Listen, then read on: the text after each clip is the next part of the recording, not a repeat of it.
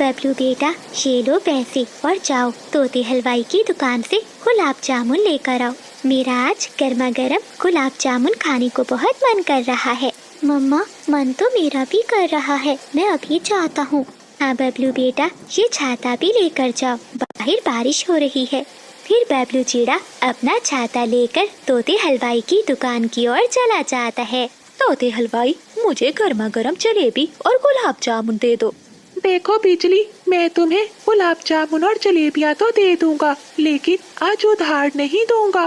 2 महीने हो गए हैं, तुमने मेरे पिछले पैसे भी नहीं दिए। लेकिन तोते हलवाई, मैं कौन सा ये जंगल छोड़कर जा रही हूँ। आज नहीं तो कल तुम्हारे पैसे लौटा दूंगी। ना, एक बार कहा ना कि उधार नहीं होगा। तभी बबलू चिड़ा वहाँ आता है।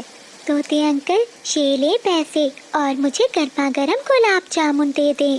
तोता बिजली कवि को छोड़कर बबलू को गुलाब जामुन देने लगता है। मोटी चूंच वाले, तुम ठीक नहीं कर रहे हो। मुझे भी बिजली कवि कहते हैं, देख लूंगी मैं तुम्हें। चाचा काली कपी, जो करना है कर ले, लेकिन तुम्हें आज उधार नहीं मिलेगा। अगर पैसे ना हो तो मेरी दुकान की तरफ कभी ना आना। बिजली कवि गुस्से में बड़बड़ाती हुई वहाँ से घर चली जाती है। बिजली, क्या हुआ, क्यों रो रही हो? तुम्हें सोने से फुर्सत मिले तो पता है उस मोटी चूंच वाले ने मेरी कितनी बेइज्जती की। जंगल के सभी पक्षी सुन रहे थे और वो चिड़िया का छोटा बेटा बबलू वो भी सुन रहा था। क्या कहा उस मोटी चूंच वाले ने तुम्हें? आज उसने मुझे उधार मिठाई देने से मना कर दिया और पता है कितनी बातें सुनाई तुम्हारी पत्नी को। बिजली, तुम चुप कर जाओ, तुम्हारी बेइज्जती का बदला मैं जरूर लूंगा। रात होने दो, जब वो दुकान बंद करके जाएगा तो मैं उसकी सारी दुकान लूट लूंगा। बिजली कवि बादल कवि की ये बातें सुनकर खुश हो जाती है। पति जी, तुम कितने अच्छे हो जो मेरे लिए इतना कुछ कर रहे हो। रात होते ही तुम जाकर उसकी सारी मिठाइयाँ चुरा कर ले आना, फिर हम जी भर कर खाएंगे।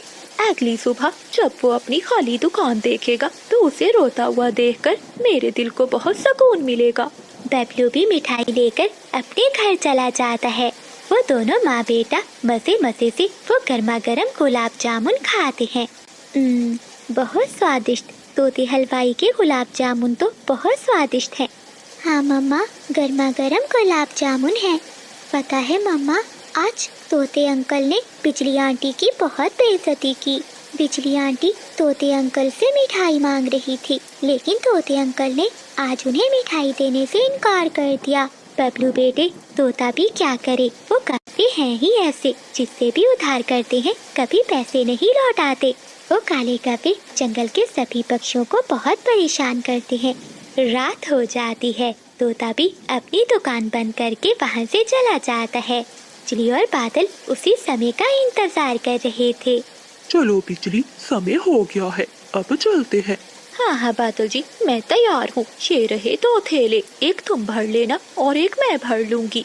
आज उस मोटी चूंच वाले की दुकान को पूरा लूट लेंगे, ताकि सुबह होते ही वो पूरे जंगल में रोता फिरे। फिर वो पति पत्नी खाली थैला लेकर अपने घर से उड़ते हैं। कपा और काफी तोते की दुकान पर जाकर बैठ जाते हैं। बादल जी, रास्ता साफ है, लग जाओ काम पर। फिर वो पति पत्नी तोते की दुकान की छत पर सुराख करने लगते हैं। थोड़ी ही देर में वो पति पत्नी एक छोटा सा सुराख कर लेते हैं, जिसमें से बादल का वाह अंदर दुकान में चला जाता है। वो मिठाइयाँ उठा उठा कर थैले में डालने लगता है। ये लो बिजली, एक थैला तुम पकड़ो, जब तक मैं दूसरा भरता हूँ। फिर बादल का वाह दूसरा थैला भी मिठाइयों से भर लेता है और पूरी दुकान को खाली कर देता है। फिर वो पति पत्नी एक एक थैला उठाकर रात के अंधेरे में अपने घर की ओर चले जाते हैं। अगले दिन बारिश भी रुक जाती है। तोता जब अपनी दुकान खोलता है तो देखकर हैरान होता है, उसकी दुकान तो पूरी ही खाली थी।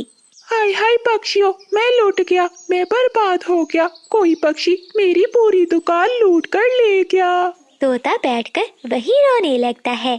वहीं दूसरी ओर कपा और काफी अपने घर में बहुत खुश बैठे थे। वो तो मजे मजे से मिठाइयाँ खा रहे थे। कढ़ाई के पास तोते को कपे का एक पंख दिखाई देता है।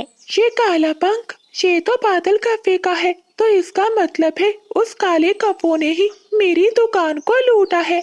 नहीं छोड़ूंगा, मैं उन काले कफों को कभी नहीं छोड़ूंगा।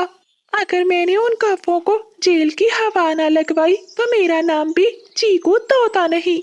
तोता जल्दी से कपों के घर की तरफ जाता है।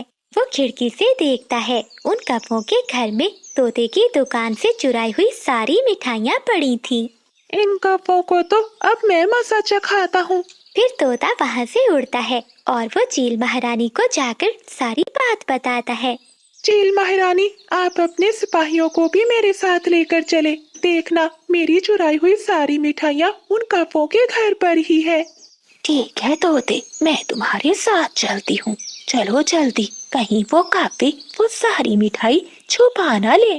फिर चील अपने सिपाहियों को साथ लेकर कपों के घर जाती है।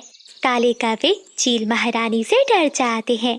चील महारानी, आप यहाँ?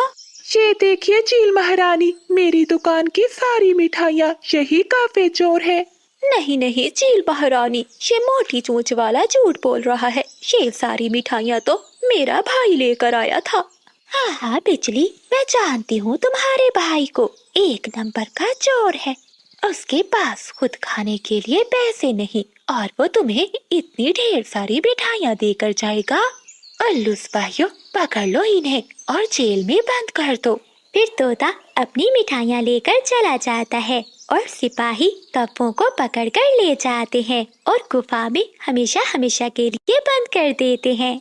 प्यारे दोस्तों, इस कहानी को लाइक, चैनल को सब्सक्राइब और अपने दोस्तों के साथ शेयर करना मत भूलिएगा। आपका धन्यवाद। कोमल चिड़िया की शादी बादल कौवे से हो जाती है। पक्षियों के परिवार में ये रिश्ता अजीब था। बादल, तुम्हारी माँ अभी तक शाही महल पर कब्जा जमाए बैठी है। जब तक वो जिंदा है, हम इस शाही महल में इकट्ठे नहीं रह सकते। नीली, मेरी जान, तुम चिंता नहीं करो।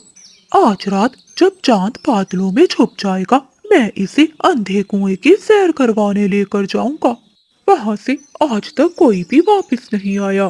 फिर वो महल भी हमारा है और जादुई खजाना भी। बादल कौवा नीली कौवी से ऐसे हंस हंस कर बातें कर रहा था। शाम को बादल कौवा अपने घर जाता है। पति जी, आप आ गए, बैठिए, मैं अभी खाना लेकर आती हूँ। बिजली, माँ कहाँ है? माँ जी तो अपने कमरे में है। अच्छा अच्छा, ठीक है, जल्दी से भोजन दो, मुझे बहुत भूख लगी है। रात जी, मैं अभी देख कर आ रही हूँ। चिड़िया जो आपके लिए भोजन लेकर आ रही है, उसने उसमें कुछ मिलाया है। न जाने कौन सी दवा थी वो। मुझे तो लगता है वो आपको मारना चाहती है। ये सुनकर चिड़िया की सास बहुत गुस्से में आ जाती है और वो अपने घर जाती है। रसोई में बैठी चिड़िया भोजन बना रही थी।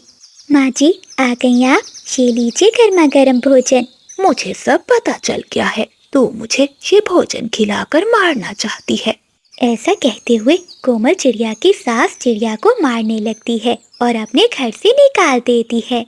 कोमल चिड़िया रोते हुए वहाँ से चली जाती है। वो देखती है कि बादल कौवा और बिजली कौवी आपस में बातें कर रहे हैं। चिड़िया चुपके से झाड़ियों के पीछे छुपकर उनकी बातें सुनने लगती है। हो, बिजली, देखा मेरा कमाल, उस बुढ़िया ने अपनी बहू को घर से निकाल दिया। अब जब वो अकेली होगी, हम इसके घोंसले पर हमला करके इसे भगा देंगे और इसके अंडे और दाने खा जाएंगे। हाँ पति जी, और इस बुढ़िया को तो मैं खुद चोंचे मार मार कर जंगल से निकालूंगी। कितना आसान था इसे उल्लू बनाना। कोमल ये सब सुन लेती है। तो ये सब इन कौवों की साजिश थी मुझे घर से निकालने के लिए, ताकि वो मेरे घर पर कब्जा कर सकें। मुझे जाकर सासू माँ को सब बताना होगा और उन्हें इन कौवों से दूर रखना होगा। लेकिन मैं अकेली कमजोर चिड़िया इनका मुकाबला नहीं कर पाऊंगी। मुझे अपने दोस्तों से मदद लेनी होगी। ऐसा सोचते हुए कोमल चिड़िया अपने दोस्तों के पास चली जाती है।